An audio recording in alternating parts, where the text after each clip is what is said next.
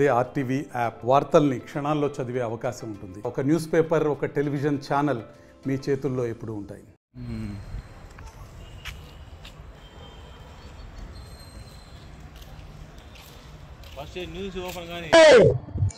జోహార్ ఉయ్యాలవాడ నరసింహారెడ్డి, జోహార్ ఉయ్యాలవాడ నరసింహారెడ్డి, జోహార్ ఉయ్యాలవాడ నరసింహారెడ్డి. ప్రథమ స్వాతంత్ర సమరయోధులు ఉయ్యాలవాడ నరసింహారెడ్డి ఫౌండేషన్. ఈరోజు మనం ఇంతమంది ఇంత స్వేచ్ఛగా ఉన్నాము అంటే మొదట బలిదానమైనటువంటి ఉయ్యాలవాడ నరసింహారెడ్డి పుణ్యమని మనం గొప్పగా చెప్పుకోవచ్చు. ఆ రోజు వారికి ఇవ్వాల్సినటువంటి ఆ ప్రాంతంలో ఉన్న వారికి భరణం ఇవ్వకుండా ఎగరగొట్టడంతో నాకు రావాల్సిన భరణం తీసుకొని రాపో అని చెప్పి వడ్డే ఓబన్న గారిని పంపించారు. అలాగే గోసాయి వెంకన్న గారిని కూడా పంపించారు.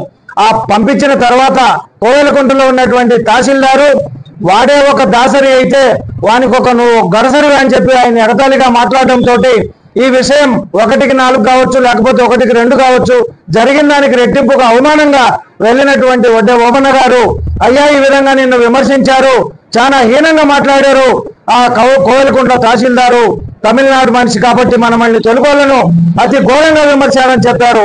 అయితే వాడు నన్ను విమర్శించే వ్యక్తి చూసుకుందామని చెప్పి వెంటనే పౌరుషం కలిగినటువంటి వ్యక్తి ఉయ్యాలవాడ నరసింహారెడ్డి కాబట్టి అప్పటికప్పటికి తెల్లవారేసరికి 500 మందిని సైన్యాన్ని తయారు చేసుకుని కోవెలకుంట్ల తాలూకాలో ఉండేటువంటి ఆ తహసీల్దార్ అయినటువంటి ఆయన మీదకి విజృంభించి తల నరికి తీసుకొని వెళ్ళినటువంటి గొప్ప వ్యక్తి ఉయ్యాలవాడ నరసింహారెడ్డి.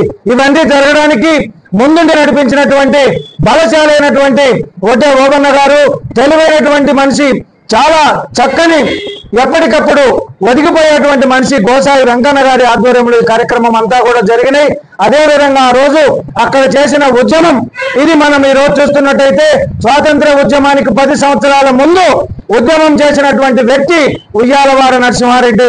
ఈ రోజు మనం స్వేచ్ఛగా ఉన్నాము అంటే ఉయ్యాలవాడ నరసింహారెడ్డి బలిదానమైన తర్వాతనే, ఆయన భార్య తాలుబట్టు తెగిన తర్వాతనే ఈ దేశంలో ఉండేటువంటి మిగతా వాళ్ళందరూ కూడా నేను ఈ దేశం కోసం పోరాటం చేస్తాం, నేను పోరాటం చేస్తామని ముందుకు వచ్చినటువంటి వారిలో ఝాన్సీ లక్ష్మీబాయి గారు కావచ్చు, ఈ దేశం కోసం సిపాయిలు కావచ్చు, ఇంకా ఇతరత్ర నాయకులు కావచ్చు, చాలా మంది గొప్పవారు ఉన్నారు. వారందరూ కూడా ఎవరు కూడా వాళ్ళ భార్యల తాలిబట్లు తెగినటువంటి దాఖలాలు లేవు. ఒక్క ఉయ్యాలవాడ నరసింహారెడ్డి బలిదానము మాత్రమే, మిగతా ఎక్కడ కూడా జరిగిన దాఖలాలు లేవు. ఆయన బలిదానం కావడంతో ఆయన ప్రాణం ప్రాయంగా త్యజించడంతో ఈ రోజు భారతదేశంలో ఇంత స్వేచ్ఛగా ఉన్నాం.